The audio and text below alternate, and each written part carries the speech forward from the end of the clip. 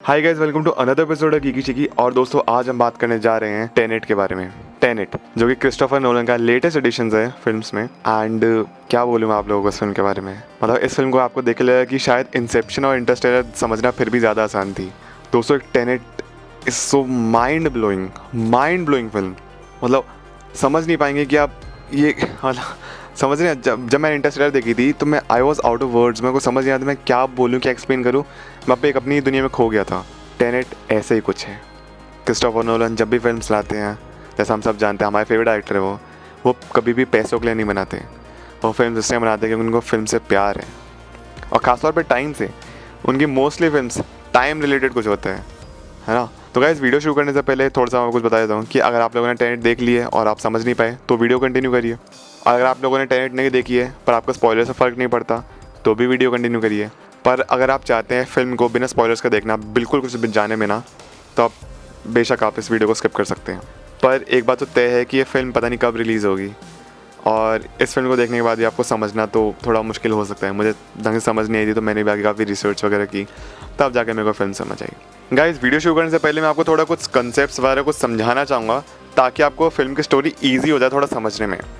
तो गाइस, ऐसा मान लीजिए कि दो दुनिया एग्जिस्ट करती हैं। हमारे वर्ल्ड में दो दुनिया एग्जिस्ट करती हैं। एक जहाँ से कुछ स्टार्ट होता है और दूसरा जहाँ पे कुछ ख़त्म होता है।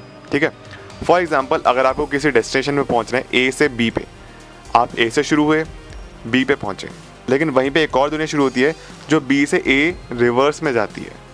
अगर आप लोगों ने अम्ब्रेला अकेडमी देखा हो तो उसका 6 एक एपिसोड था जिसमें कुछ रिवर्स हो जाता है। मैं उसका स्पॉयलर्स नहीं दूंगा, उसमें कुछ रिवर्स हो जाता है। या फिर अगर आपने ना curious case of Benjamin button देखी हो तो उसमें एक आदमी था ना, उसने एक उल्टी घड़ी बनाई थी रिवर्स टाइम करने के लिए। तो कुछ वैसा है। वैसे आपने ट्रेलर में कई बार देखा होगा कि गोली नीचे रखी थी, फिर वो हाथ में पकड़ ली, गोली थी वो वापस बंदूक में आ गई, रिवर्स में हो रहा है बहुत कुछ। तो ये दूसरी दुनिया है, इसी दुनिया में प्रेजेंट। वो डेस्टिनेशन मान लीजिए, ये स्टार्ट पॉइंट मान लीजिए जहाँ स्टार्ट हो रहा है। ये फॉरवर्ड है और डेस्टिनेशन से वापस आना बैकवर्ड है। तो आप लोगों ने हमेशा सुना होगा, बहुत सारी फिल्म इस पर बनी है कि अगर हम आज जो हमारा प्रेजेंट है, अगर इसमें बैक रिवर्स में जाके, अगर पास्ट में जाके हम इसमें कुछ बदलाव लेके आते हैं, हमने कुछ किया पास्ट में जाके, तो हमारा आज वाला प्रेजेंट भी इफेक्ट होगा। मेरा मतलब ये है कि फॉर एग्ज़ाम्पल अगर आपने पास्ट में जाके अपने एंसेस्टर्स को ही मार दिया तो शायद आपका एग्जिस्टेंस भी ख़त्म हो जाएगा। समझ रहे हैं? क्योंकि अगर आपके एंसेस्टर्स ही पैदा नहीं हुए, आपके ग्रैंडफादर ग्रेट ग्रैंडफादर का पैदा ही नहीं हुए, तो फिर आप भी पैदा नहीं हुए, तो पूरी टाइमलाइन चेंज हो गई। समझे? तो ये कंसेप्ट है इस फिल्म से काफ़ी ज़्यादा जुड़ा हुआ। अब जैसे हम कहानी के आगे बढ़ेंगे आप समझते जाएंगे, और मैं आपको जितना हो सकता है मैक्सिमम उतना आपको समझाते जाऊँगा, आप उसकी फिक्र मत करिए। और एक और चीज़ मैं आपको बता दूँ, जैसे हम ऑक्सीजन लेते हैं ना अंदर, वैसे हम कार्बन डाइऑक्साइड छोड़ते हैं CO2, हम O2 लेते हैं और CO2 छोड़ते हैं। तो इसलिए आपने कई जगह फिल्म में देखा होगा कि कुछ लोगों ने ऑक्सीजन मास्क पहन रखे हैं। वो ऑक्सीजन मास्क इसलिए पहन रखे हैं क्योंकि जब हम टाइम रिवर्स कर रहे हैं तो रिवर्स करने में बस कार्बन डाइऑक्साइड है जो हम छोड़ चुके हैं। कार्बन डाइऑक्साइड में आप ब्रीथ नहीं कर सकते, वो ब्रीथ करना सेहत के लिए हानिकारक है, तो इसलिए ऑक्सीजन मास्क की ज़रूरत पड़ती है। थोड़ा कन्फ्यूजन हो रहा होगा आपको समझने में, बट आप फिक्र मत करिए, जैसे स्टोरी आगे बढ़ेगी आप समझते जाएंगे। तो गाइस, अब कहानी शुरू होती है। जो हमारे प्रोटैगनिस्ट है फिल्म के, जॉन डेविड वॉशिंगटन, वो एक CIA के एजेंट हैं। ठीक है, और वो अंडर कवर होके एक रशियन एक ऑपरेशन हो रहा है जिसमें रशियंस को कुछ एक चीज़ चुरानी है, एक ऑब्जेक्ट चुराना है जिसके बारे में अभी नहीं पता, आगे जाके पता चलेगा। एक ओपेरा हाउस से काइव में, जो है काइव एक जगह है, वहाँ पे ओपेरा हाउस है, वहाँ से उनको ना कुछ एक चीज़ चुरानी है। और उसमें प्रोटैगनिस्ट जो है हमारा, वो अंडर कवर एजेंट बन के गया हुआ है वहाँ पे।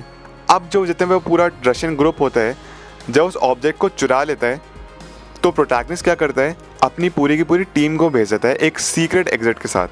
फिर आगे ये होता है, जो प्रोटैगनिस्ट है हमारा, उसका नाम प्रोटैगनिस्ट ही है, जो प्रोटैगनिस्ट है हमारा, उसको किसी एक मास्क्ड, मतलब उस आदमी ने मास्क पहना हुआ है, मास्क गनमैन है, और उसके बैक पैक पे जो बैग है उस पर एक रेड कलर की एक स्ट्रिंग है। ठीक है, इस चीज़ को ध्यान रखना, इसको याद रखना।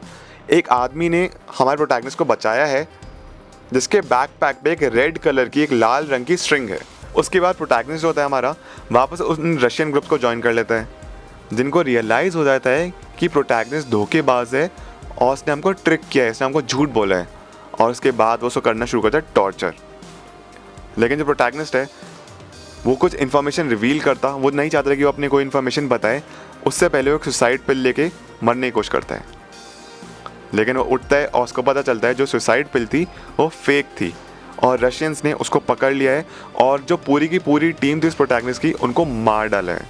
और वहीं पे वो जो ऑब्जेक्ट के लिए गए थे उस ओपेरा हाउस में, वो भी उन्होंने पकड़ लिया है, अपने पास रख लिया, उस ऑब्जेक्ट को मिल गया उनको ऑब्जेक्ट। जो प्रोटैगनिस्ट है वो एक सीक्रेट ऑर्गेनाइजेशन ज्वाइन करता आगे, जहाँ पे उसको एक वर्ड के बारे में पता चलता है, टेनेट, TENET।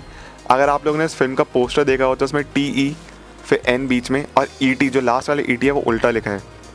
वो एक्चुअली फिल्म को दर्शाता है वो किस टाइप की फिल्म है और टाइम इन्वर्जन के बारे में बता रहा है। ठीक है, तो उसको उस वर्ड के बारे में पता चला, टेनेट। अब प्रोटैगनिस्ट जो है कोई फैसिलिटी में जाता है जहाँ पे उसको फ्यूचर के टेक्नोलॉजी के बारे में पता चलता है कि फ्यूचर में लोगों ने एक ऐसी टेक्नोलॉजी, एक ऐसे ऑब्जेक्ट्स बना लिए हैं कि वो टाइम को रिवर्स कर सकते हैं और वापस मूव बैक कर सकते हैं। जैसे मैंने आपको कंसेप्ट बताया कि किसी बंदूक से अगर गोली निकली तो जो डेस्टिनेशन पॉइंट है उस डेस्टिनेशन पॉइंट से वो बंदूक में गोली वापस जाएगी स्टार्टिंग पॉइंट पे।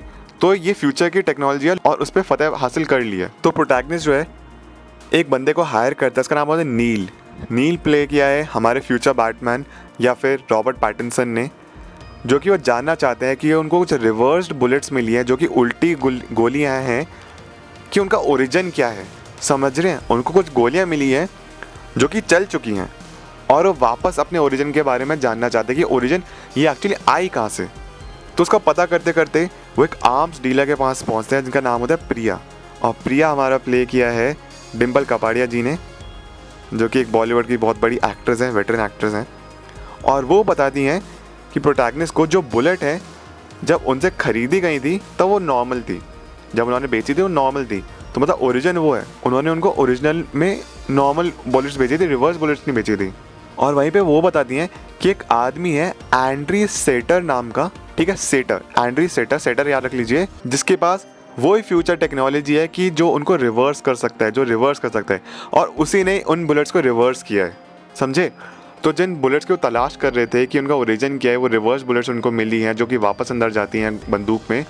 ओरिजिन का पता करते करते वो डिम्पल कपाड़िया जी के पास पहुँचे, जिन्होंने बताया कि एंड्री सेटर नाम का आदमी है जिन्होंने उन बुलेट्स को रिवर्स किया है। अब प्रोटैगनिस्ट और नील को दोनों को सेटर के पास पहुँच रहे हैं, पर उस तक पहुँचने के लिए वो दिमाग लगाते हैं और वो पहले अप्रोच करते हैं सेटर की वाइफ कैट को, कि कैट उनकी हेल्प कर सकती है कि वो सेटर तक कैसे पहुँचे। तो कैट बताती है कि एक्चुअली सेटर ने उसको अपने अंडर कंट्रोल रख रखा है। क्यों? क्योंकि कैट ने सेटर को एक नकली पेंटिंग बेच दी थी। तो प्रोटैगनिस्ट कहते हैं तुम घबराओ मत, तुम्हारे लिए जो वो पेंटिंग है हम चोरी करके लेके आएंगे, जहाँ पे सेटर ने उसको छुपा के रखा है। अब इस ऑपरेशन के दौरान जब वो उस पेंटिंग को चुराने के लिए जाते हैं तो प्रोटैगनिस्ट और नील पे दो लोग अटैक करते हैं, पर वो पेंटिंग चुरा लेते हैं। तो प्रिया उनको बताती हैं, डिम्पल कपाड़िया जी उनको बताती हैं कि जिन दो लोगों ने उन पर अटैक किया था दरअसल वो दो लोग नहीं बल्कि एक ही आदमी था। प्रोटैगनिस्ट कैट के पास पहुंचते हैं और उनको बताते हैं कि तुम्हारी पेंटिंग अब सही सलामत है, सही सुरक्षित है।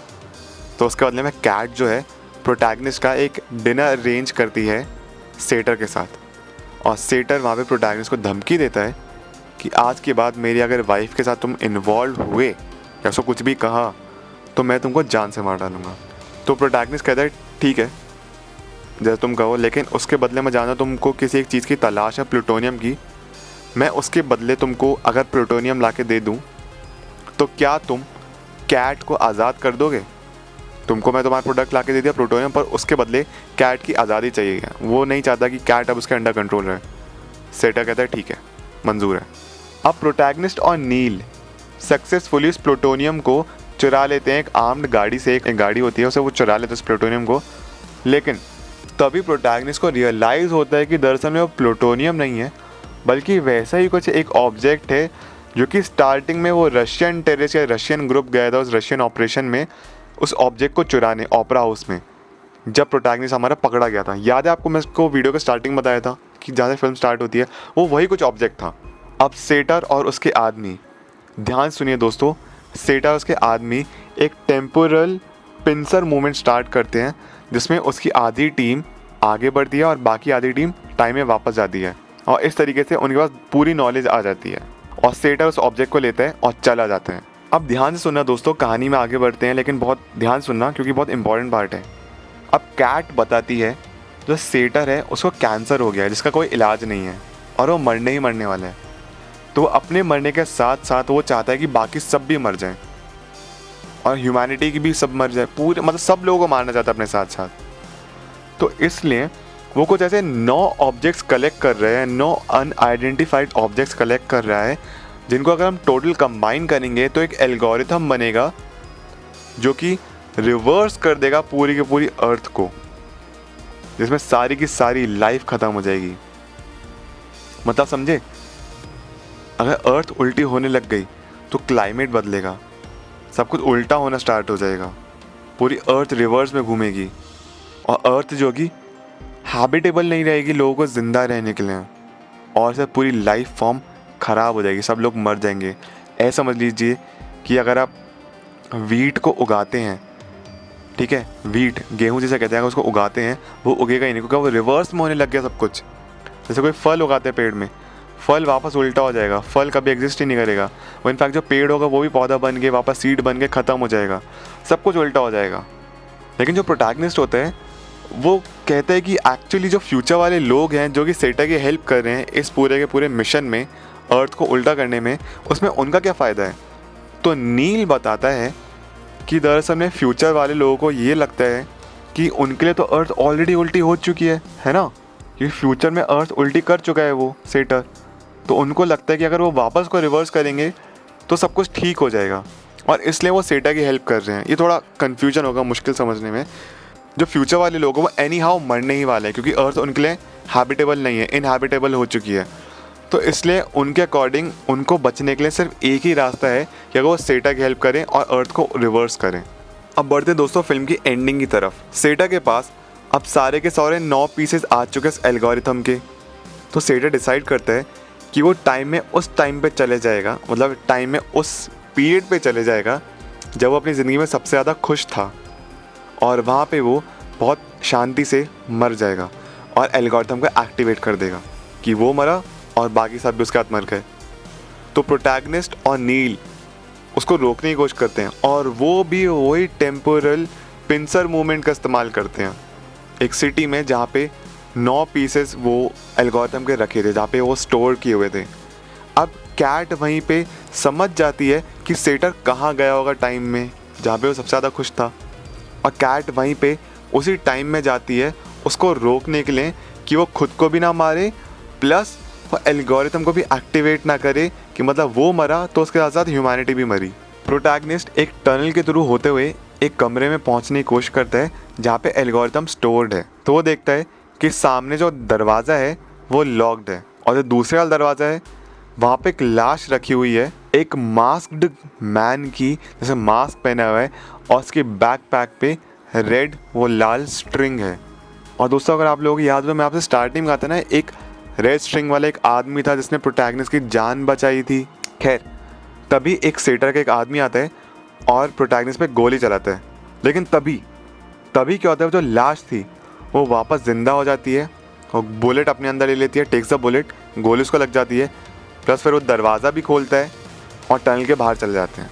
और दूसरी साइड पे कैट, जिसको पता चल गया सेटर कौन से पीरियड में गया अपने टाइम के, उसको मार डालती है। और तभी प्रोटैगनिस्ट और नील सही टाइम पे जाके एल्गोरिथम को एक्टिवेट होने से रोक लेते हैं कि ह्यूमैनिटी ना मरे, और सब कुछ बचा लेते हैं। तो बस अब सब कुछ ठीक हो गया है क्योंकि उन्होंने सेटा को भी रोक लिया है, एल्गोरिथम को भी एक्टिवेट होने से रोक लिया है, और अब ह्यूमैनिटी भी नहीं मरेगी, सब कुछ ठीक रहेगा, क्लाइमेट भी रिवर्स नहीं होगा, अर्थ भी रिवर्स नहीं होगी। अब दोस्तों यहाँ पे आता है पूरी फिल्म का सबसे बड़ा ट्विस्ट, जहाँ पे सस्पेंस खुलना शुरू होता है। प्रोटैगनिस्ट और नील जा रहे होते हैं अपने अपने रास्ते, तभी प्रोटैगनिस्ट नोटिस करता है कि नील के बैकपैक पे वही वो रेड स्ट्रिंग या लाल स्ट्रिंग है, और नील बताता है प्रोटैगनिस्ट को कि प्रोटैगनिस्ट ने उसको फ्यूचर में रिक्रूट किया था, और ये भी बताता है कि उनकी बहुत लंबी दोस्ती के बारे में जो उनके बीच में थी। तो दरअसल में रेड स्ट्रिंग वाला आदमी जिसने प्रोटैगनिस्ट को बार बार बचाया वो और कोई नहीं नील था, यानी कि रॉबर्ट पैटिंसन। और ये बड़ा ट्विस्ट था इस फिल्म में जो कि बार बार रिवर्स होए जा रहा था। और वहीं पे प्रोटैगनिस्ट और नील अपने अपने रास्ते चल जाते हैं। लेकिन अब इसी के साथ यहाँ पे थोड़ा एक दुख आता है कि नील बताता है कि वो उस एरिया में थोड़ा और रुकेगा और सब कुछ इन्वर्ट करेगा और वापस प्रोटैगनिस्ट को बचाने के लिए जाएगा। वही वो टनल का लॉक जो था डोर उसको अनलॉक करेगा और वही वो गोली खा के वापस लाश बन के लेट जाएगा। तो मतलब समझे हुआ क्या था एक्चुअली। दरअसल में वो जो लाश जो उसको मिली थी इस टनल में, जिसके एक तरफ था लॉक डोर और दूसरी तरफ वो गनमैन आ गया था उसको मारने के लिए गोली, जो उसको बचाता है गनमैन से, वो और कोई नहीं वो नील था। दरअसल में नील को आगे जाके मरना था। अब प्रोटैगनिस्ट लंदन पहुंचता है और कैट को प्रिया से बचा लेता है, क्योंकि प्रिया जो थी डिम्पल का पार्टनर थी वो उसको मारने वाली होती हैं। और प्रोटैगनिस्ट ये भी रियलाइज़ करता है कि जो टेनेट जो वर्ड जो उसने सुना था उसके बारे में फ्यूचर में उसके बारे में जान लेगा। और शायद यहाँ पे हिंट दे दी कि इसका मे बी एक सीक्वल आए, लेकिन कुछ कह नहीं सकते। दोस्तों ये थी कहानी टेनेट की। एंड मैं उम्मीद करता हूँ कि मैं जितना बेस्ट था मैंने आपको पूरा समझाने की कोशिश करी फिल्म को। अपने थॉट्स ज़रूर मुझे बताइए कमेंट्स में, आपने टेनेट फिल्म देख ली तो कैसी लगी, या फिर मेरी स्टोरी टेलिंग आपको कैसी लगी, आपको समझ आई या नहीं। क्योंकि देखिए क्रिस्टोफर नोलन की जो मूवीज़ थी खासतौर पर ये काफ़ी ज़्यादा कन्फ्यूजिंग थी समझने के लिए। इसमें मैं मानता हूँ बहुत ज़्यादा कन्फ्यूजन था। इंसेप्शन और इंटरस्टेलर एक बार के लिए फिर भी समझ जाएंगे। जो उसमें टाइम इन्वर्जन वाला लूप है वो थोड़ा ज़रा ज़्यादा ही डिफ़िकल्ट हो गया था समझने के लिए। एंड बट जो भी है दोस्तों, बहुत ही ज़्यादा माइंड ब्लोइंग फिल्म थी ये। इसको देख के मैं हिल गया। क्या फिल्म बनाता है यार क्रिस्टोफर नोलन। मतलब कहाँ से आता है उसमें दिमाग, कहाँ से लेके आता है कहानी। और लिखी भी उसने खुद ही है, क्रिस्टोफर नोलन ने खुद ही अपनी कहानी लिखते हैं और खुद ही डायरेक्ट करके खुद प्रोड्यूस भी करते हैं। और लोग देखने में जाते हैं क्योंकि उनकी फिल्म्स के लिए लोग पागल हैं। तो गाइस ये थी कहानी फिर टेनेट की। मैं उम्मीद करता हूँ आपको पसंद आई तो प्लीज़ लाइक कमेंट सब्सक्राइब और शेयर ज़रूर कर दीजिए। मिलते हैं आपसे नेक्स्ट वीडियो में। अपना ख्याल रखिए। Thank you and bye.